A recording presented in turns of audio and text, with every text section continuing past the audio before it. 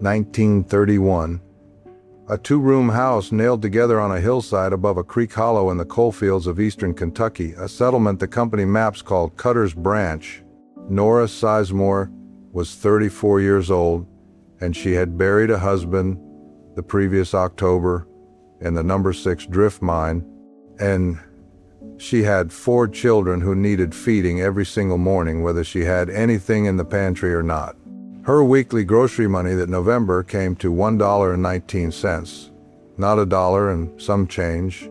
$1.19 counted out from a coffee tin above the stove, and she knew before she counted it what it was going to say. The stove was a cast iron range, black as pipe, and it sat in the corner of the kitchen, and it was always the last thing warm in the house at night and the first thing she lit in the morning. There was a shelf above it where the flour tin lived, and beside it a lard bucket with a lid pressed down tight. That was most of what she had. And every morning she looked at those two things, and she made a decision that wasn't about poverty and wasn't about suffering. It was about supper. It was about breakfast and dinner and supper, and she made that decision again and again for years, and she never once called it poverty. She called it supper.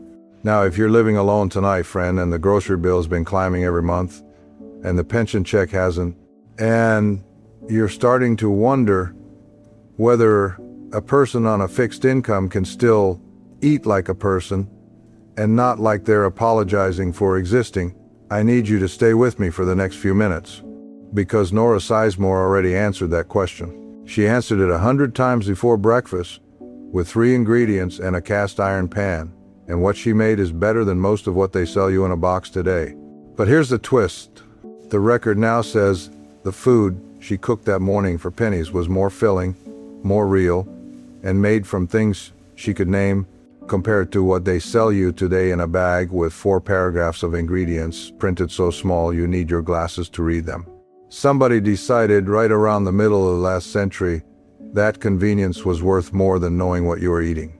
And the old 3-ingredient meals, the ones that cost almost nothing and kept the family standing, got quietly walked off the stage. This is where they come back. My name is Wade Tolliver.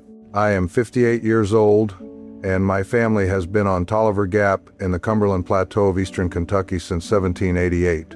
My grandfather's name was Emmett Tolliver, and from 1931 to 1979 he kept a ledger in a black-covered account book. The front of that book is the household accounts, what everything cost, week by week, year by year. The margins and the back pages are something else. They're how things were made. Emmett kept the accounts. The women of the house did the cooking. He wrote down what each meal cost. And somewhere along the way, he started writing down how it was made because he understood that the cost and the method were the same story. He made me swear that story wouldn't die with him. I've got 40 years of margins I haven't opened yet. 2 things I want you to hold on to before we go any further. Number 28 on this list costs less than 90 cents to make right now, today, at whatever grocery store is nearest to you. And number 7 was invented by a woman who couldn't stand long enough to cook 2 pots at the same time, so she figured out how to do it in one, and it has not been improved upon in 90 years. We are counting down from 30 to 1. The number 1 meal on this list I will not tell you about until the very end, because it is the one that changes how you think about all the rest of them. Let's start. Number 30, flour gravy on biscuit. This was the meal that said the tin is almost empty and we're still going to sit down like people. 2 cups of flour, a tablespoon of lard, enough water to make a stiff dough, pinched and patted and set in the oven until they puffed up pale gold. The gravy was the same flour, the same lard, browned in the pan until it smelled like something instead of nothing, then water added slow and stirred until it thickened. That is 3 ingredients. In 1932, a pound of flour cost about 3 cents. Today, you make this for under $1. A canned biscuit product at the grocery runs you $4 and gives you something that does not taste the same. Number 29, fried mush, cornmeal, water, and salt. That is the whole list. You boil the cornmeal in salted water until it is thick as paste. Then you press it into a pan and let it cool overnight. In the morning, you slice it and fry it in whatever fat you have until the outside is crisp and the inside stays soft and warm. A cup of cornmeal from Nora's shelf cost less than 2 cents in 1931. Today, a pound of cornmeal is about $1.30, and you get a week of breakfast out of it.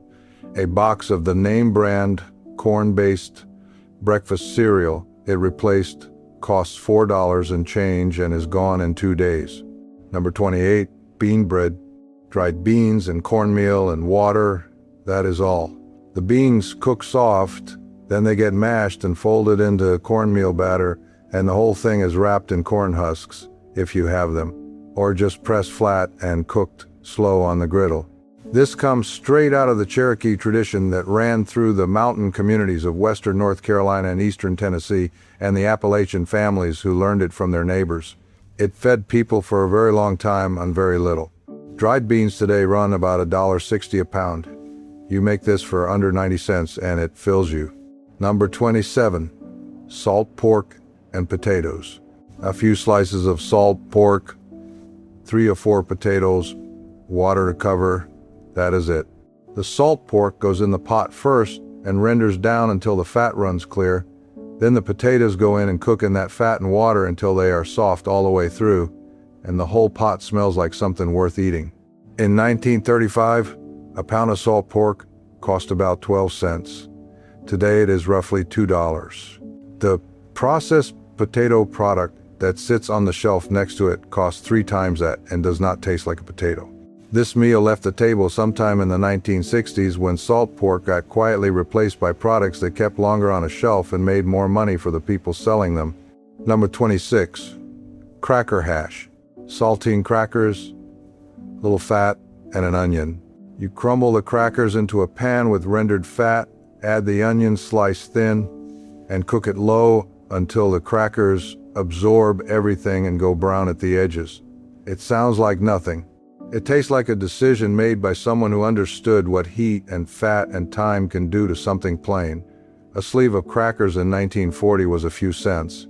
Today the same meal costs under $1. Saltine crackers were replaced at the center of the American table by snack products in the 1950s, and the companies that made those products spent considerable money making sure you thought of crackers as a vehicle for something else, not a meal in themselves. Number 25, pinto beans and cornbread. Dried pintos, cornmeal, and water.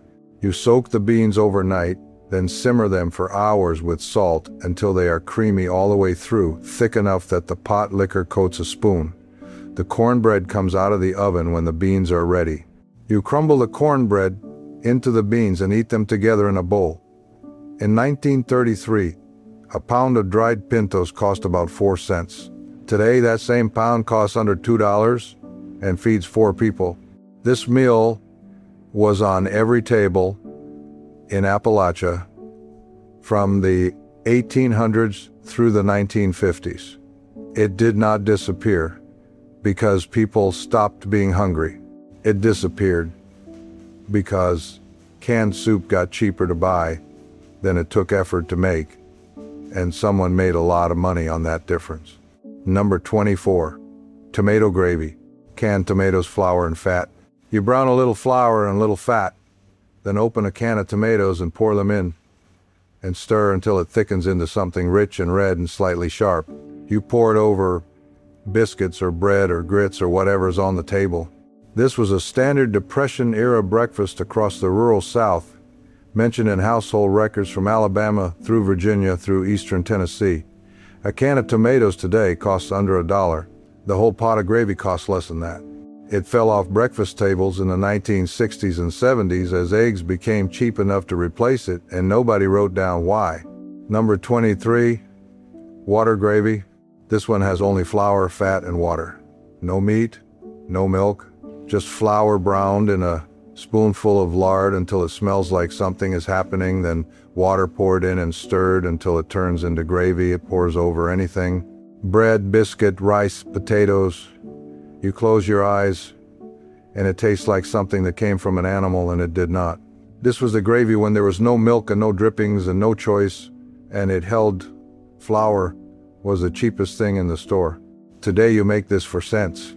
It disappeared when the dairy industry expanded distribution into rural areas in the 1950s and milk became easy to get, and that is a good thing, but the recipe is still worth knowing. Number 22, dried apple stack cake. Dried apples, flour, and sorghum. You cook the dried apples down with a little water until they are soft and jammy and sweet, and you make thin layers of simple sorghum sweetened dough and bake them and stack them with the apples between each layer. It has to sit overnight before you cut it. In the morning, the layers have absorbed the apple, and the whole thing holds together and tastes like it took more than it did.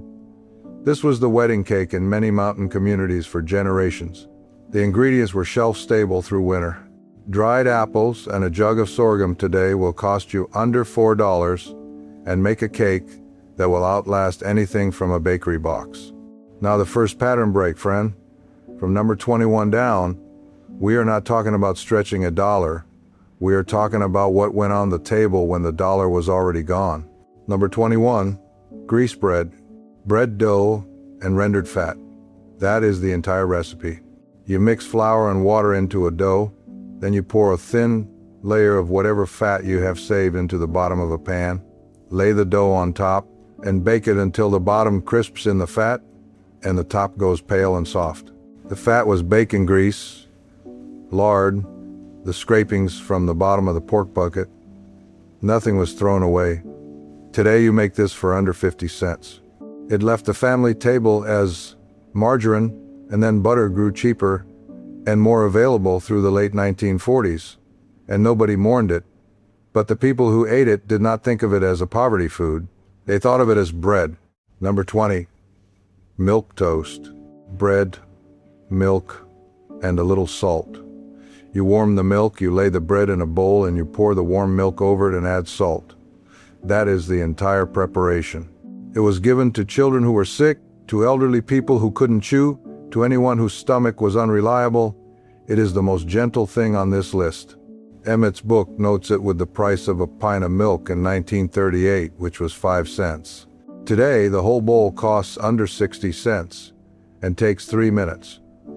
It left the table as processed soups took over the role of easy sick day food, and they cost 6 times as much. Number 19, hoe cake. Cornmeal, water, salt. You mix those three into a thick batter and drop it on a greased griddle or a flat rock near the fire and let it cook until the bottom is firm and brown and the top is set. You eat it hot. It has a crisp edge and a soft middle, and it smells like corn. The name comes from field workers who cooked it on the flat of a field hoe over an open fire. The Department of Agriculture was still including it in rural household cooking guides through the 1940s. A cup of cornmeal today costs about 20 cents.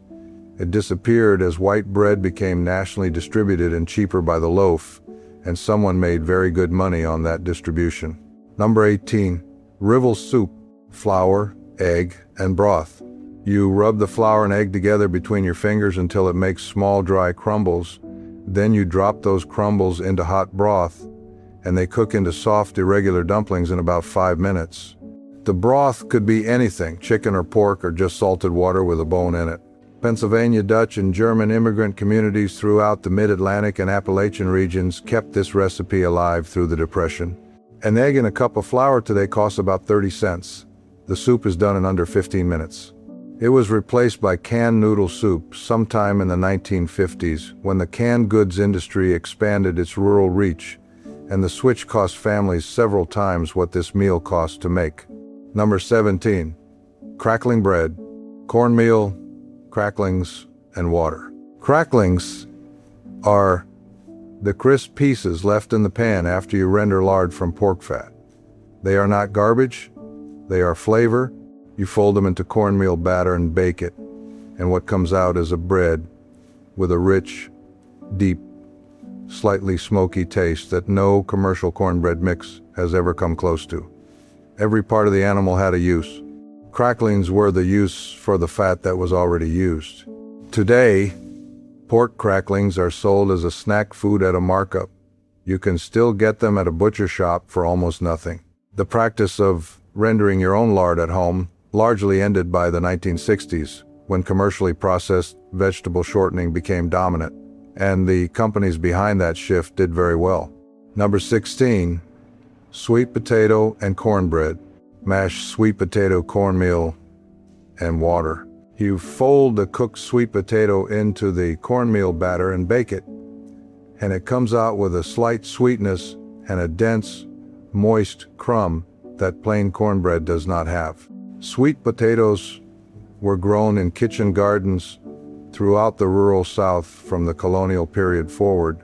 They stored in a root cellar through winter without any preparation. A sweet potato today costs under $1.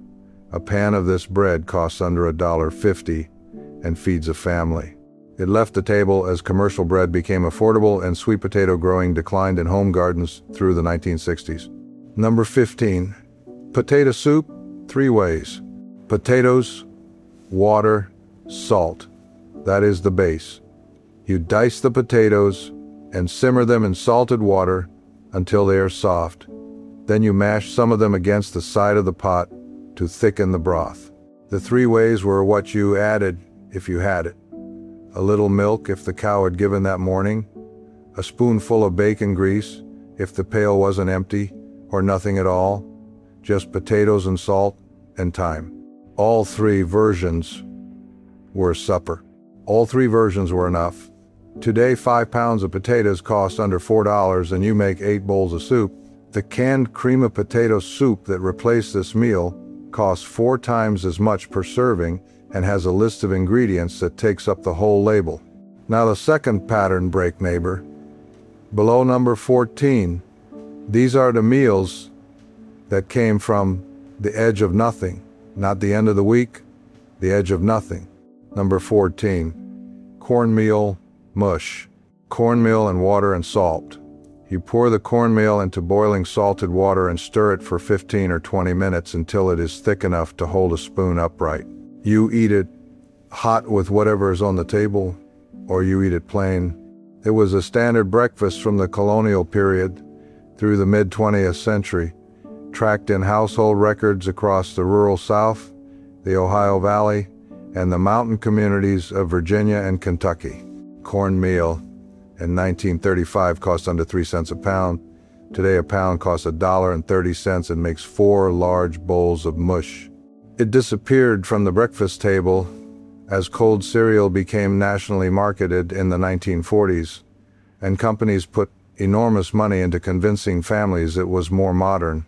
This is your first weekly task, friend. Go to the store this week and buy a bag of stone-ground cornmeal, make a pot of mush on Sunday morning, add a little salt, eat it slow at the table. You will understand something the cereal aisle can't tell you. Number 13, lard and bread. Bread, lard, and salt. You take a slice of bread and spread lard on it the way you would spread butter, then add a pinch of salt. That is the entire thing. Children in mining and farming communities ate this as an after-school meal for decades, the same way children now eat peanut butter on crackers. Lard fell out of use when the vegetable shortening industry mounted a sustained campaign through the 1940s and 50s to associate animal fat with health risk. The science behind some of that campaign has since been extensively questioned, but by the time the questions came, lard had already been cleared from most American pantries. A pound of lard today costs under $2, compared to $5 for a tub of the brand name spread that replaced it. Number 12, acorn flour flatbread. Acorn meal, water, and salt. You gather white oak acorns, dry them, shell them, grind them, and leach the tannins out in water before you make them into flour. This is labor and it takes a day, but acorns are free if you have an oak tree, and white oak acorns are common across the eastern United States from Maine to Florida. Indigenous communities throughout the eastern woodland used acorn meal for thousands of years, and the practice carried into Appalachian families through the 19th and early 20th centuries. If you want to try foraging acorns, do your research through your state's extension service first, and learn to identify white oak correctly before you harvest anything, because identification matters. The flour makes a flatbread that is dense and nutty and surprisingly filling. The cost, if you do the labor, is close to nothing. Number 11, brown gravy on rice. Flour, fat, and water over rice. You brown the flour in fat until it is dark as coffee. Then you add water and stir until it makes a deep-colored, rich-tasting gravy that you pour over cooked rice. This is similar to what Cajun and Creole communities call a roux, used as a simple dish rather than as a base. It traveled up the Mississippi Valley and across into the mountain communities of Arkansas and Missouri. A cup of rice and the flour and fat for the gravy costs about 30 cents today. It left the table as commercial gravies and sauce packets became standard grocery items in the 1960s, and the price difference is not subtle. Number 10, bread and milk. Bread torn into a bowl, cold milk poured over it, a little sugar or salt depending on the family and the region. That is the entire meal. It was supper in hard times and a child's lunch in better ones. Emmett noted it in the Ledger in 1933 next to the cost of a loaf of bread and a pint of milk, which together came to 11 cents. Today you make this for under $1. It left the table as snack food culture replaced simple evening meals in the 1970s, and nobody had a meeting about it. It just quietly stopped being served. Number 9, one-pot bean and cornmeal dumpling soup. Dried beans, cornmeal, and water. This was the meal number 7 I promised you earlier, the one that a woman invented because she could not stand long enough to run 2 pots. You start the beans soaking the night before. In the morning, you put them in the pot with salted water and cook them until they are soft. Then you drop spoonfuls of thick cornmeal batter directly into the hot bean liquid and put the lid on and let them steam for 20 minutes. The dumplings cook in the bean broth and absorb it and get soft in the center and slightly firm on the outside. 1 pot, 1 fire, you sit down once. Dried beans and cornmeal today cost under $2 total and feed 4 people. This meal shows up in household notes from coal communities in eastern Kentucky and western Virginia from the 1920s through the 1940s. It did not disappear because something better came along. It disappeared because canned soup was faster, and fast started to matter more than real around 1955. Here's your second weekly task, neighbor. Soak a cup of dried pinto beans tonight. Tomorrow morning, put them on to cook. Drop cornmeal dumplings in 30 minutes before you want to eat. Sit down at the table, not the couch. Set a place. Eat it slow. Number 8, fried salt pork and biscuit gravy. Salt, pork, flour, and water. You fry the salt pork until it is brown and the fat is run out into the pan. Then you lift it out and stir flour into the hot fat until it cooks through. Then add water and stir until the pan makes a thick white gravy that smells like the morning is worth getting out of bed for. You pour it over biscuits and put the fried pork alongside.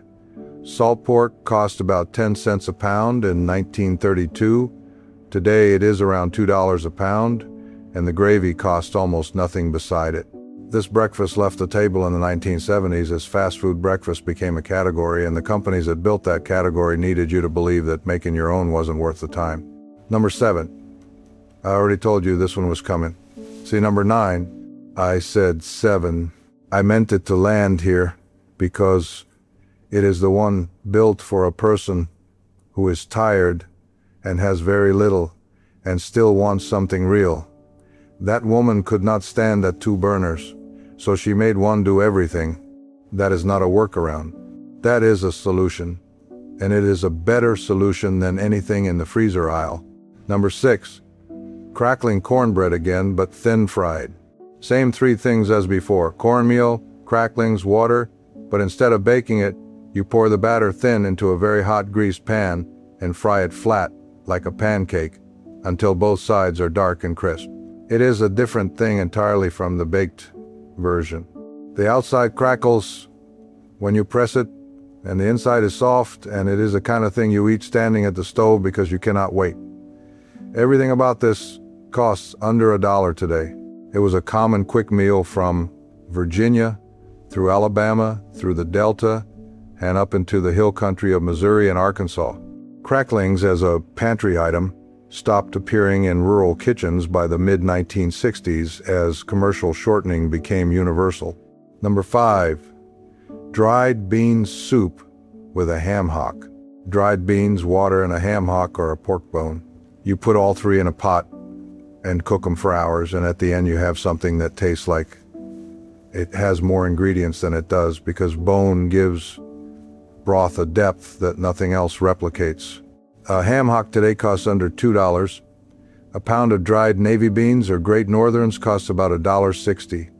You make 6 bowls of soup. The canned bean soup that replaced this on the shelf costs 3 times as much per bowl and does not taste the same.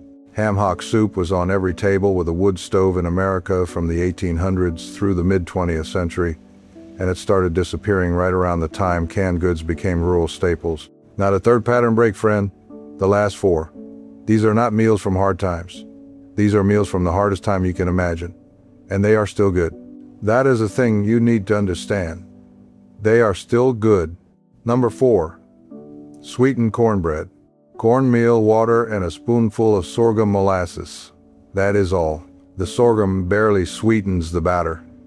Just enough that when it comes out of the oven, it is not entirely savory, not entirely sweet, and completely its own thing. In communities where refined sugar was an occasional luxury through the Depression and into the 40s, sorghum was what sweetened the table, because it grew here and could be processed at a local mill. A jar of sorghum today costs about $6 and lasts for months. The cornbread costs under 50 cents a pan. It left the table as refined sugar prices dropped and commercial sweeteners became standard after the war, and sorghum went from a pantry staple to a specialty item that now costs more than the sugar that replaced it. Number 3. Leftover bread pudding. Stale bread, water or milk if available, and sugar or sorghum. You break the old bread into a pan, pour the liquid over it, add sweetener, and bake it until it is set and golden on top. The bread that would have gone to waste becomes something worth sitting down for. Emmett noted this one in 1937 with a line beside it that said the bread was 4 days old, nothing in this house got thrown away. Stale bread today is either thrown out or costs $2 a loaf at full price. The pudding costs almost nothing and uses what you already have. This meal is still made in communities across the South and the Appalachian region, but in most households it stopped being a regular supper when food waste stopped feeling like a problem worth solving, which happened sometime in the prosperous years after the war. Number 2, soup beans. Pinto beans, water, and salt. Nothing else. You soak the beans overnight. You simmer them all day with salt until the broth is thick and the beans are soft and creamy and the whole pot has a smell that fills every room of the house. You eat them with cornbread. This was not a poor person's meal in the mountains of eastern Kentucky and western Virginia. This was the meal. People who had more food made this anyway because it was that good and because it connected them to something that mattered. Emmett wrote the price of dried pintos in every single year from 1931 to 1979. 4 cents a pound in 31, 60 cents in 79. Today you pay $1.60 and you get something that has not changed in 100 years. It will not change. There is nothing to improve. And number 1, I have been holding this one back. I told you the number 1 meal was the one that changes how you think about all the rest. Number 1, water gravy over boiled potatoes. Water, flour, fat, and 1 potato. That is 4 ingredients. And in this channel, we said 3. And I want you to understand why this one is here anyway. Because this was the meal at the bottom of the bottom when there were no beans left and the cornmeal tin was low and the flour was almost gone and there was nothing coming until the end of the week.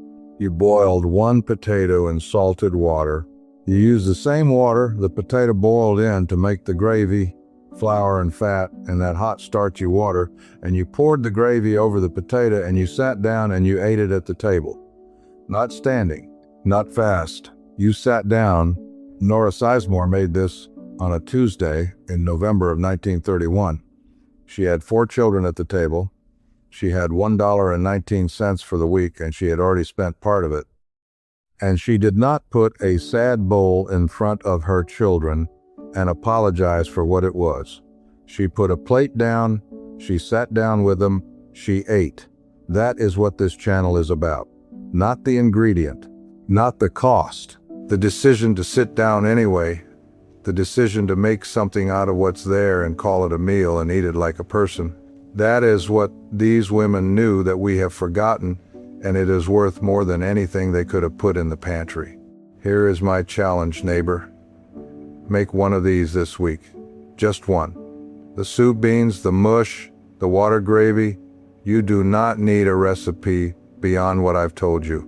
And when it's done, sit down at the table, not the couch. Set a place, eat it slow, because these meals were never about being cheap. They were about staying alive and staying human when everything around you was making it easy to do neither. I made the water gravy over boiled potatoes on a Wednesday evening about 3 years ago, and I stood at the stove looking at it, thinking about what it cost to make it and what it must have meant to make it in 1931 with 4 kids watching to see what you put in front of them. I ate it at the table. It was enough. It was more than enough. Your grandmother cooked every one of these. Somebody just didn't get the chance to hand them down to you. Now they're yours again. Tell me which one you're going to make. I want to know whether the soup beans carry more weight with you than the fried mush, or whether you've got a family recipe for something on this list and nobody else in your family makes it anymore. If your family still cooks any of these, tell me where you're from. I read every one of them. And the meal that gets the most comments is the one I'll cook through completely in the next video. Every step, every amount, everything Emmett wrote in the margin. Next time we're pulling out the 2-cent ingredient that fed an entire valley through the winter of '36 and the decade when the grocery chains made sure you forgot it had ever been on your shelf. Keep what they knew.